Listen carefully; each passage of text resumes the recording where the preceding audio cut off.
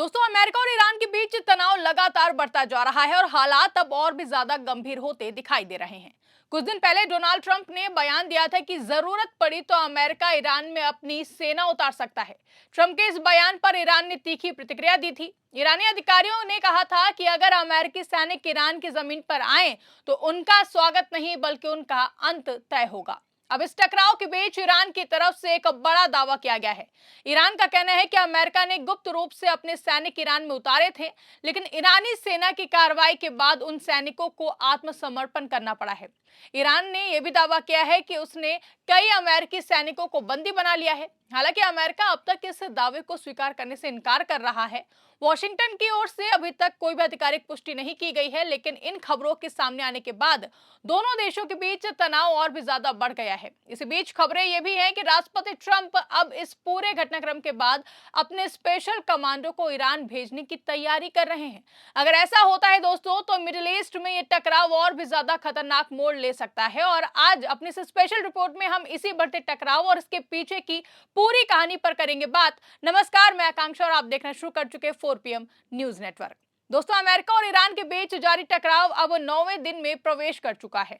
जिस संघर्ष को शुरू होने के समय अमेरिकी राष्ट्रपति डोनाल्ड ट्रंप ने कुछ ही घंटों में खत्म कर देने का दावा किया था, वही जंग अब लंबी खिंचती हुई दिखाई दे रही है।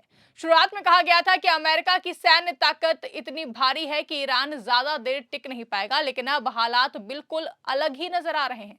सवाल उठने लगे हैं कि क्या ये जंग 9 घंटे में खत्म होने वाली थी, या अब 9 महीने या फिर उससे भी ज्यादा लंबे समय तक चल सकती है। दरअसल अमेरिकी सेना के भीतर ये भी संकेत मिलने लगे हैं कि ये संघर्ष जल्दी खत्म होने वाला नहीं है। सूत्रों के मुताबिक व्हाइट हाउस को ये साफ संदेश दिया गया है कि अगर जंग इसी तरह जारी रहती है तो ये पूरा साल भी खिंच सकती है। इसलिए अमेरिका को कम से कम 100 दिनों तक चलने वाले सैन्य अभियान की तैयारी करनी चाहिए। यही नहीं, इस युद्ध में अमेरिकी सैनिकों के हताहत होने की आशंका भी जताई गई है। अमेरिकी सैन्य अधिकारियों का मानना है कि केवल हवाई हमलों के दम पर ईरान को हराना आसान नहीं होगा। अगर वाकई निर्णायक बढ़त हासिल करनी है तो जमीन पर भी ऑपरेशन शुरू करना पड़ेगा, यानी कि जमीनी स्तर पर सैनिकों को उतारना होगा। इसी संभावना को लेकर हाल के दिनों में ट्रंप के बयान भी सामने आए थे, जिसमें उन्होंने कहा था कि जरूरत पड़ने पर ईरान में जमीनी ऑपरेशन शुरू किया जा सकता है। इसी बीच ईरान की ओर से एक बड़ा दावा भी किया गया है, जिसने इस युद्ध को लेकर नई बहस छेड़ दी है। ईरान की ताकतवर सैन्य इकाई इस्लामिक रिवॉल्यूशनरी गार्ड कॉर्प्स यानी कि IRGC का कहना है कि अमेरिका ने गुप्त रूप से ईरान की जमीन पर सैनिक उतारने की कोशिश की थी, लेकिन ये कोशिश पूरी तरह नाकाम कर दी गई है। ईरानी अधिकारियों का दावा है कि उनकी सेना ने अमेरिकी सैनिकों को घेर लिया और उन्हें आत्मसमर्पण करने पर मजबूर कर दिया है। इस मामले में ईरान की सुप्रीम नेशनल सिक्योरिटी काउंसिल के सचिव अली लारिजानी ने भी बयान दिया है। उन्होंने कहा है कि उन्हें विश्वसनीय स्रोतों से जानकारी मिली है कि कई अमेरिकी सैनिकों को बंदी बना लिया गया है।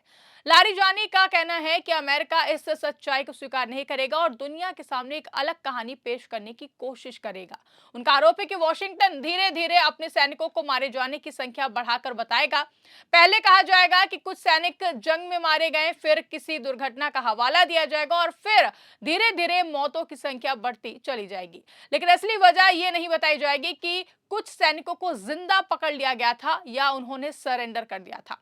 लारिजानी ने यहां तक कहा कि अगर ईरान इन बंदी सैनिकों की तस्वीरें भी जारी करता है तो अमेरिका उन्हें AI से बनी हुई तस्वीरें बताकर खारिज करने की कोशिश करेगा। लेकिन उनका दावा है कि आखिरकार सच्चाई ज्यादा दिन तक छिप नहीं सकती है। देर सवेर दुनिया को यह पता चल ही जाएगा कि मैदान में क्या हुआ था। हालांकि अमेरिका ने इन सभी आरोपों को पूरी तरीके से खारिज कर दिया है। अमेरिकी सैन्य कमान यूनाइटेड स्टेट्स सेंट्रल कमांड के एक प्रवक्ता ने अंतर्राष्ट्रीय मीडिया से बातचीत में कहा कि ईरान का दावा पूरी तरह गलत है। उनके मुताबिक ईरान सिर्फ प्रचार युद्ध लड़ रहा है और झूठी खबरें फैलाकर भ्रम पैदा करना चाहता है। आज सत्ता की आंखों में आंख डालकर पत्रकारिता करना मुश्किल हो गया है। हम पर मुकदमों से लेकर चैनल को बंद करने का दबाव बनाया जा रहा है। मुश्किल दौर है, लेकिन हम हार नहीं मानेंगे। इसीलिए 4 PM को ज्यादा से ज्यादा ज्वाइन करें और स्वतंत्र पत्रकारिता को जिंदा रखने के लिए जितना हो सके हमारा आर्थिक सहयोग करें। उम्मीद है कि आपके सपोर्ट से ये जंग भी हम जीत जाएंगे। अमेरिकी अधिकारियों का कहना है कि इस जंग में अब तक उनके सिर्फ 6 सैनिकों की मौत हुई है और वो भी सीधे लड़ाई में नहीं बल्कि कुवैत में स्थित अमेरिकी सैन्य अड्डे पर हुए ईरानी हमले में मारे गए हैं। अमेरिका का साफ कहना है कि उसका कोई भी सैनिक ईरान की गिरफ्त में नहीं है। अमेरिकी नौसेना के अधिकारी टिम हॉकिंस ने भी ईरान के आरोपों का जवाब देते हुए कहा कि ईरानी शासन झूठ और भ्रम फैलाने के लिए हर तरीका अपना रहा है। उनके मुताबिक अमेरिकी सेना की स्थिति पूरी तरह नियंत्रण में है और ईरान सिर्फ मनोवैज्ञानिक दबाव बनाने की कोशिश कर रहा है। लेकिन ये पहला मौका नहीं है दोस्तों जब दोनों देशों के दावे एक दूसरे से बिल्कुल उलट नजर आए हों। इससे पहले भी कई बार ऐसा हुआ है जब ईरान ने अमेरिका को भारी नुकसान पहुंचाने का दावा किया और अमेरिका ने उसे झूठ बताया। बाद में स्वतंत्र स्रोतों से और सैटेलाइट तस्वीरों से यह संकेत मिला कि ईरान के कुछ दावे पूरी तरह निराधार भी नहीं थे। युद्ध की शुरुआत से पहले अमेरिका ने मिडिल ईस्ट में अपनी ताकत दिखाने के लिए एक बड़ा कदम उठाया था। उसने अपना शक्तिशाली aircraft carrier USS Abraham Lincoln क्षेत्र में भेजा था। उस समय दावा किया गया था कि यह अकेला युद्धपोत ही ईरान पर भारी पड़ सकता है। लेकिन युद्ध शुरू होने के दूसरे ही दिन ईरान की तरफ से दावा किया गया कि उसने इस एयरक्राफ्ट कैरियर को निशाना बनाया है। ईरानी सैन्य सूत्रों के मुताबिक जहाज पर कई मिसाइलें दागी गईं और दर्जनों ड्रोन से हमला किया गया। ईरान का कहना था कि इस हमले से जहाज को भारी नुकसान हुआ है। अमेरिका ने यह तो स्वीकार किया कि जहाज पर हमला हुआ था, लेकिन नुकसान के बारे में कोई भी विस्तृत जानकारी नहीं दी। इसके बाद खबर आई कि एयरक्राफ्ट कैरियर को ईरान के तट से दूर ले जाया जा रहा है। धीरे धीरे इसकी दूरी 200 किलोमीटर से बढ़कर लगभग 1000 किलोमीटर तक बताई जाने लगी। ईरान ने दावा किया कि उसने दूर से भी एक और बड़ा हमला किया था जिसने इस जहाज को लगभग बेकार कर दिया। हालांकि अमेरिका ने इस दावे की पुष्टि नहीं की और न ही इसका खंडन किया है। इसके बजाय उसने घोषणा की है कि मिडिल ईस्ट में एक और एयरक्राफ्ट कैरियर भेजा जा रहा है। इन सब घटनाओं के बीच ट्रंप का एक और बयान सामने आया है जिसने नई अटकलों को जन्म दे दिया है। उन्होंने कहा है कि अमेरिका ईरान में विशेष कमांडो उतारने के विकल्प पर विचार कर रहा है। इस बयान के बाद कई विशेषज्ञ ये सवाल उठा रहे हैं कि क्या अमेरिका अपने उन सैनिकों को छुड़ाने की कोशिश कर रहा है जिन्हें ईरान ने बंदी बनाने का दावा किया है। भले ही अमेरिका इस बात से इनकार कर रहा हो दोस्तों, लेकिन ईरान का कहना है कि उसके पास इसके पुख्ता सबूत हैं। ईरानी अधिकारियों का दावा है कि अब तक उन्होंने जो भी दावे किए हैं उन्हें पूरी तरह गलत साबित नहीं किया जा सकता है। ऐसे में यह संभावना भी जताई जा रही है कि आने वाले दिनों में कोई विशेष सैन्य अभियान देखने को मिल सकता है। इसी दौरान एक और घटना सामने आई जिसने इस युद्ध को लेकर अंतर्राष्ट्रीय स्तर पर नई बहस छेड़ दी है। युद्ध शुरू होने के पहले दिन दक्षिणी ईरान के मिनाब शहर में स्थित एक प्राथमिक स्कूल पर मिसाइल हमला हुआ था। इस हमले में बड़ी संख्या में छात्राओं की मौत हो गई थी। अमेरिका और इजराइल ने उस समय कहा था कि यह हमला उनकी तरफ से नहीं किया गया।